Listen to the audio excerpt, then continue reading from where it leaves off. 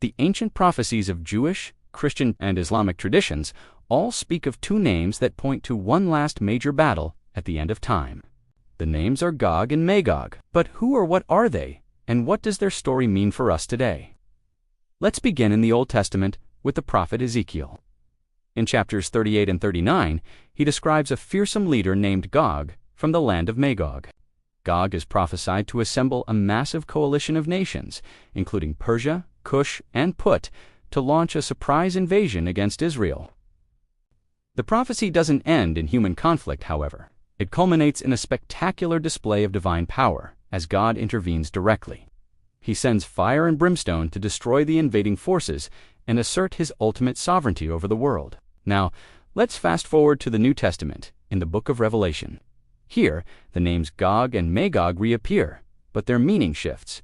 They are no longer just a specific leader and nation, but become symbols for all the rebellious nations of the earth.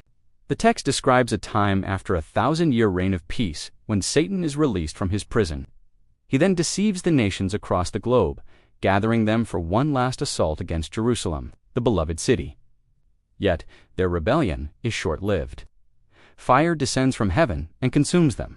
So, when is this all supposed to happen? The timeline is a subject of intense debate among scholars.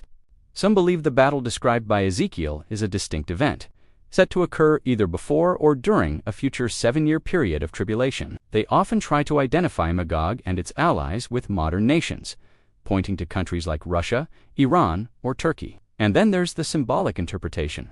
In this perspective, Gog and Magog aren't literal armies or future events, but represent the timeless, ongoing spiritual struggle between the forces of this world and the kingdom of God.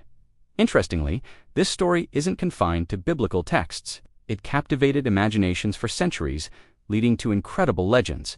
One popular medieval tale claims that Alexander the Great himself built massive iron gates in the Caucasus Mountains to imprison the destructive tribes of Gog and Magog, holding them back until the end of time.